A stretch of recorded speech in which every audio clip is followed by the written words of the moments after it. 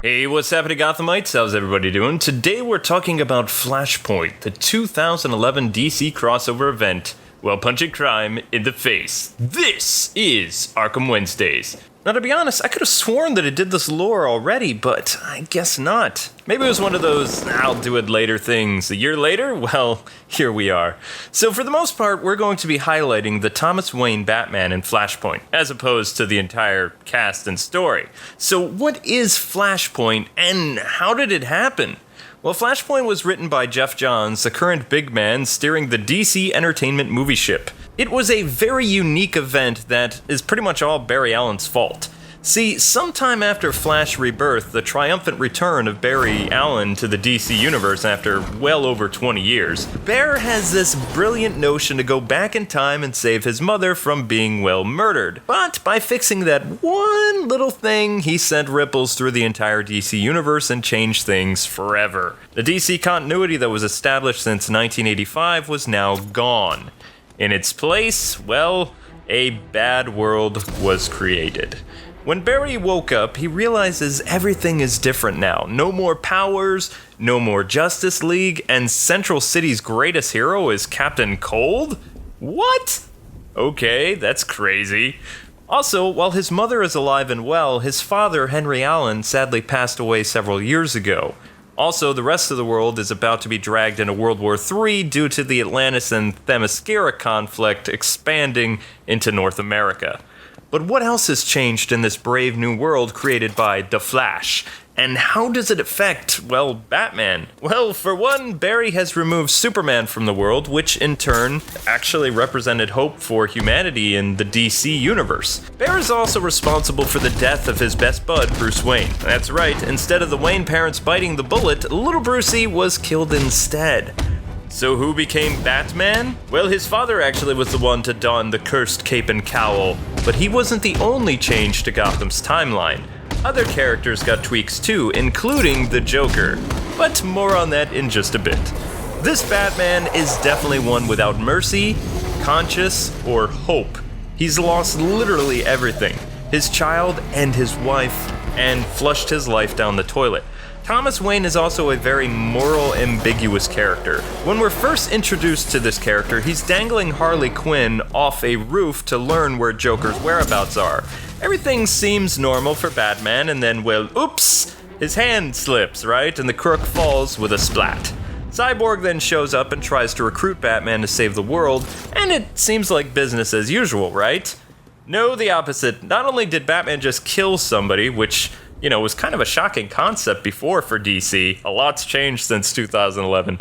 But Dr. Thomas Wayne was also the crime boss of Gotham in a sense. So after Bruce's death, he privatized the police, took control of Gotham's crime using Penguin and his connections, as well as his fortune to create Wayne casinos. And most of his known associates actually know that he's Batman, and not to mess with him. So he's like the godfather of Gotham. In the first Batman Flashpoint issue, number 1, Thomas is getting a psych evaluation from some girl. I don't really remember her relevance. I thought it was Julie Madison originally, but it's not. We then learn that something has happened to Harvey Dent's children, the twins, and they've been taken hostage by somebody. Jim Gordon, who's chief of police of Gotham, or the privatized military in Gotham, whichever, he shows up and we learn that Thomas is actually his best friend.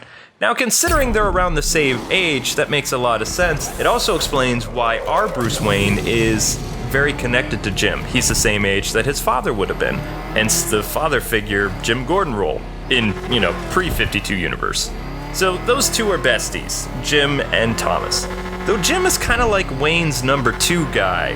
Not so much a Robin, but more like Bob from the '89 Batman. And that didn't end well for Bobo either, did it? No. So after visiting Dent, acting like the kingpin of crime that, Thomas is, Jim and Wayne go back to the casino and boom, they step into the Batcave. I still remember reading this and doing like a spit take, like, what on earth is going on? How does Jim know he's Batman? And then I'm just kind of like, you know what? It actually works for this world. Imagine if Bruce Wayne brought Jim into his world, But this is a very bad universe where a very rich, powerful businessman is able to take over the entire world, in a sense, and that entire world is Gotham, of course. Anyway, where was I? So Jim wants to help out more in the field. He's worried about his friend after all this time, dealing with Survivor's Guild, the Rage, and, possibly even worrying about, Gordon's, officer retirement pension too. Maybe just on the back burner, But the wary Batman says, I'm gonna check on a lead in the sewers myself. You go do whatever, monitor duty. So one very unique trait that I want to mention about Thomas, the mob boss, is how he communicates with people. Bruce loves to give people the silent treatment, right? And the occasional eye squints, right? But Thomas uses his words, but mostly, he uses this phrase to say things like, hey, I don't like you. Move, you're in my way. I'll have a garden salad. Literally, it can mean just about anything in this universe. If you miss one, well, that's gonna be a problem for you. Anyway, back to our story. So traveling the sewers, Batman comes across some survivors and runs into Killer Croc. For the most part, the fight is your typical Croc-Batman battle, until Batman gets hurt. Rather than respond with some fancy gadget to disable Croc, Thomas doesn't play well with others. So, to kind of make the fight go a little bit quicker, he picks up the knife that Croc tried to attack him with and stabs him right between the eyes. Batman then goes back to the casino as normal and goes in for a nap after, taking a couple swigs of vodka, I guess. While the Penguin then does his side job as Batman's secretary, monitoring the calls to see if Batman needs to go out and if he's just gonna let his boss, sleep it off. The next day, another missing persons case is called in, and Jim tells Oswald not to tell the boss. He's working a lead, and he's gonna go visit Oracle instead of Batman. Now, Oracle is a young woman who would be around Bruce's age, and I want to keep spoilers to a minimum because her identity is actually pretty interesting. All I'm gonna say is, she has a lot of cats in her house, and it isn't Babs. Alright, so Jim doesn't have a daughter in this universe, right? Against the better judgment of Oracle, she actually gives Jim some information about the Dent kidnapper. Turns out Oracle was crippled by the Joker and wants the clown to pay for it, and pins the Joker as the kidnapper, which Gordon's like, alright, cool, I'm gonna go check out that lead. Elsewhere, Thomas has woken up from his bat nap, calls his best buddy Jim to see what he's up to, and Gordon is like, even though he's hot on the Joker's trail, tells a little white lie about being at the morgue looking at some corpse that could be a lead, could not be. And Thomas is a bit sleepy, he pays it no mind and says, Batman will be back in action just as soon as I finish this morning's cup of joe. And by morning, it's really like 6 o'clock at night. So basically, cup of joe, just in case you don't know, that's old people jargon for coffee, kids. So the phone goes silent and Jim approaches the Joker's hideaway in an empty mansion outside of Gotham in the Bristol Township, home to stately. On the streets, Batman is looking for information and he's not very friendly about asking the locals. We do get to meet this world's Renee Montoya and Harvey Bullock, who are kind of like a couple in this universe. I always thought those two crazy kids would get together during the animated series, but it never happened. But in this universe, they look out for one another, like, true police partners. Although Renee kind of runs a bar, and Harvey just drinks a lot. So after Batman makes Harvey spill the beans, so to speak, Renee shows the Dark Knight where the missing pizza guy is, the one from their current missing persons thing. Apparently, he ate some very bad pizza that the Joker gave to him, and well, he's never been happier. Batman isn't all that amused though, and Renee asks, what can we do for him? Thomas replies, nothing, but blame me, and then he kills the Laughing Man, and we're just like, whoa, what just happened there? See? No mercy, this Batman just kills more than Affleck. He then calls up Oracle for a lead on the missing twins. Oracle says she's had trouble contacting Jim, but it's probably not something to worry about because she tracked his cell phone to Bristol. Batman freaks out and drives wicked fast into the night. But it's too late. Jim stalks the empty mansion searching for the Dent children. He sees the Joker and opens fire, only to learn he fell for the old fake Joker gag and shot a little kid. He whispers to the little girl, please don't die. Joker then lunges at Jimbo and stabs him, replying with, she won't listen, they never do. Batman then storms the empty house, screaming the Joker's name. Martha! See what happened there? Thomas's wife is the Joker.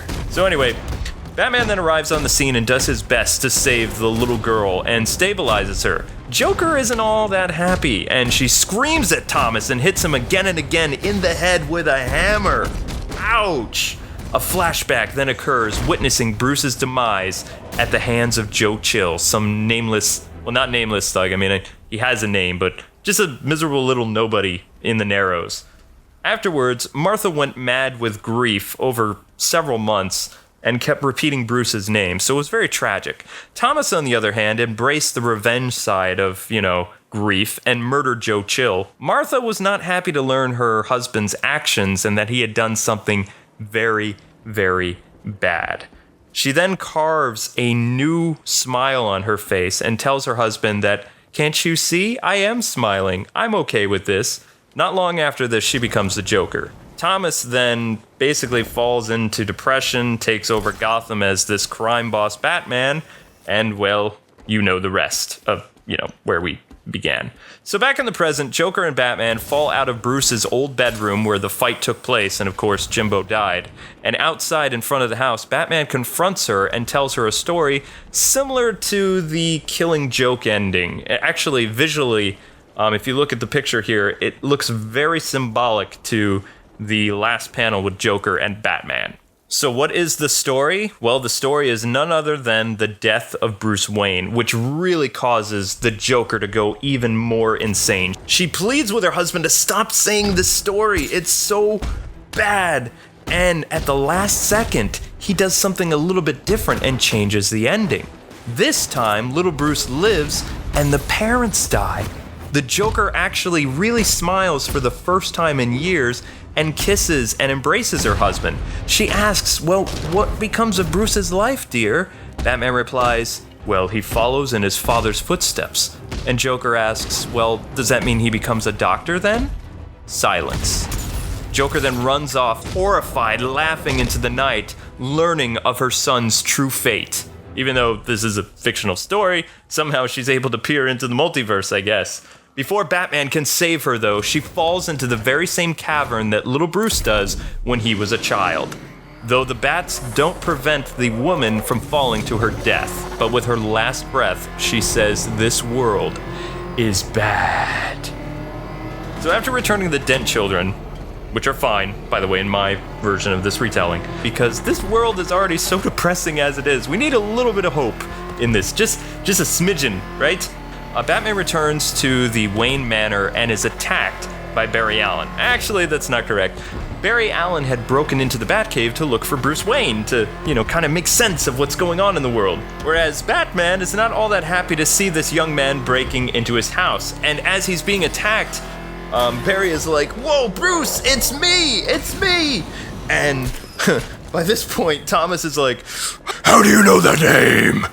And he's attacking Barry, and then Barry realizes, "Whoa, this is not the Batman that I know. This is Batman's dad, Thomas Wayne."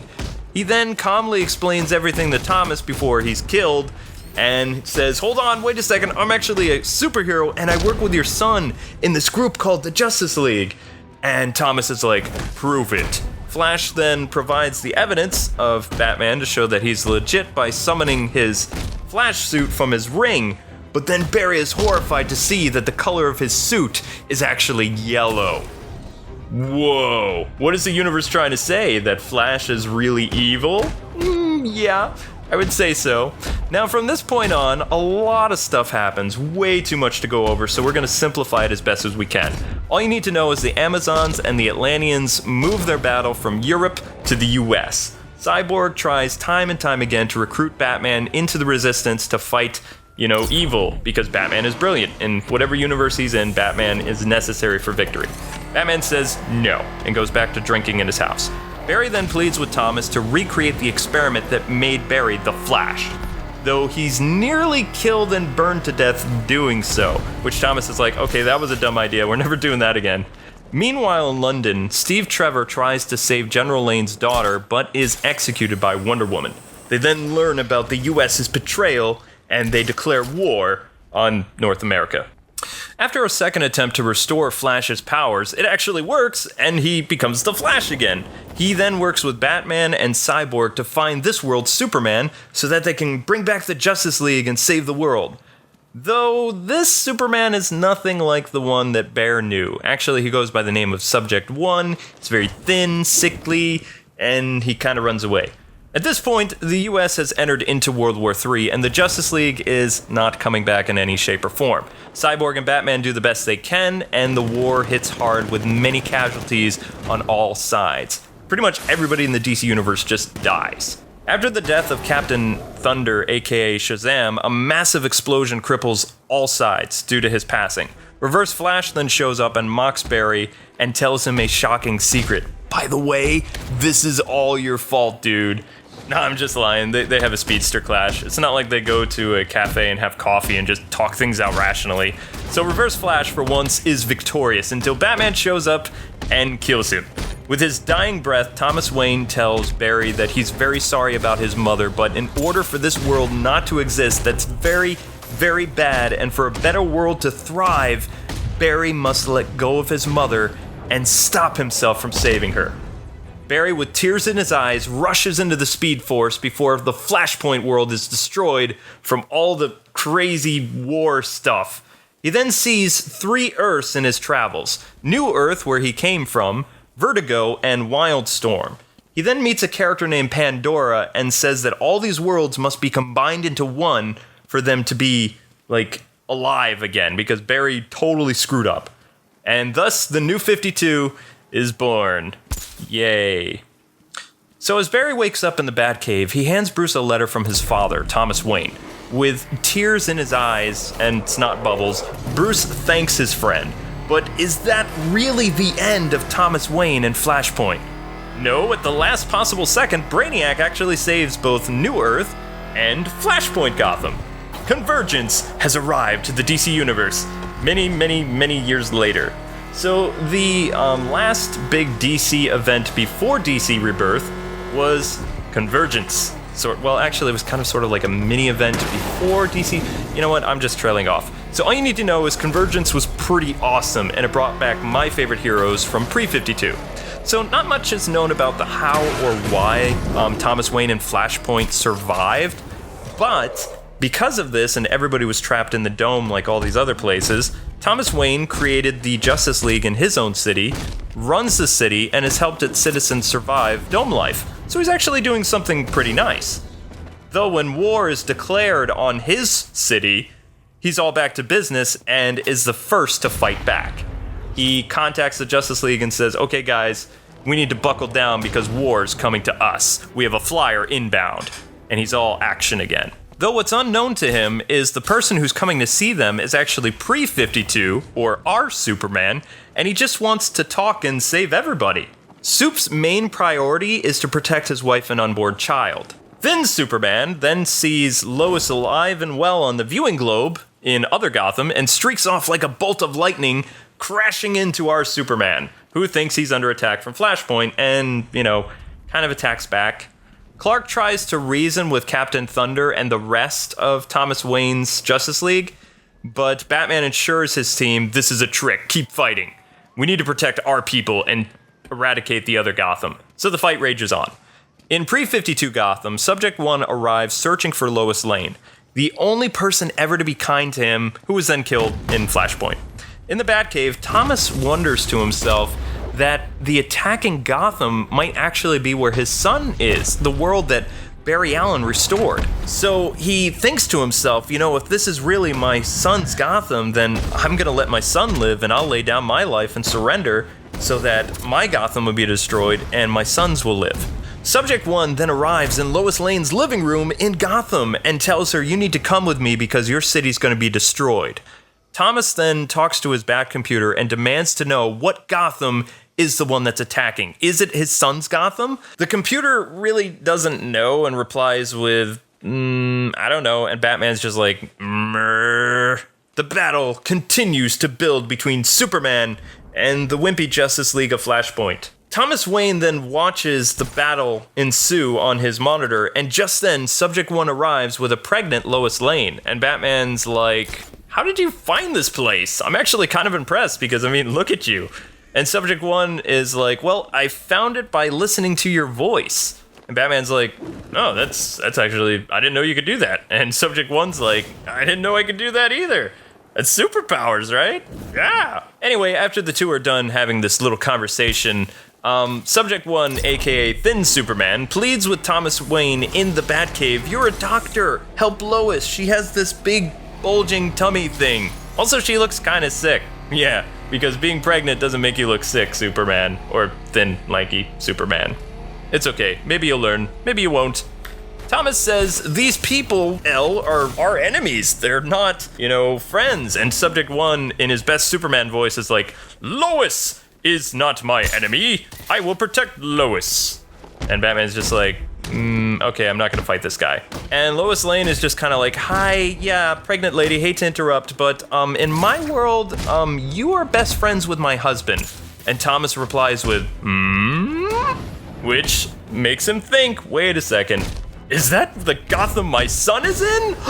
Green Lantern then follows Superman back to his Gotham and tells him about his Flashpoint counterpart, the thin, lanky, sickly Superman, who was basically underground his entire life and didn't get much sun. So that's what happens if you don't get much sun, kids. You look like this! Nah, I'm just kidding.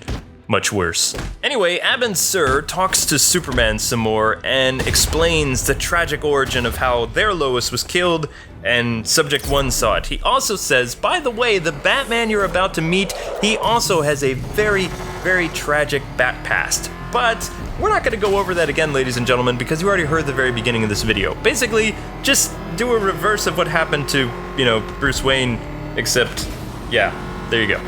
So Thomas asks if Lois is in labor, and she looks at him like she's gonna smack him upside his head, like, excuse me? She says, yes. And just then her husband arrives, who's very ticked off and has glowing red eyes. He easily takes down his counterpart and appears in front of Flashpoint Batman. Thomas doesn't want to poke the hornet's nest. This Superman is nothing like his. Yeah. In fact, he has this horrible vision that this man could wipe out the galaxy if he chooses. Did he bump into Injustice, Superman? Thomas says, others probably won't think about looking for you, in my Batcave, so you and the wife can stay and I'll deliver the baby. How's that? And Superman's like, thank you, and he shakes his hand. All, Boy Scout-like.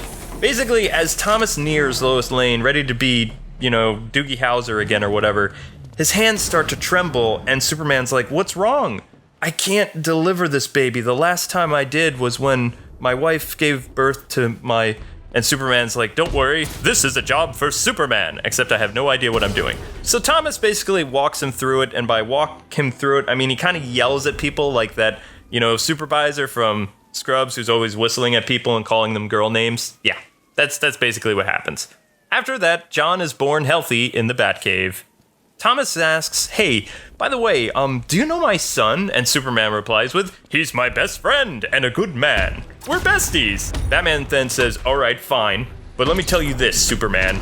Life is the most precious commodity there is. Protect that child, no matter what. And they shake hands, and for the first time ever, we get to see Flashpoint Batman actually smile. And that is actually the last we ever see of Flashpoint Batman, the Vengeful Knight.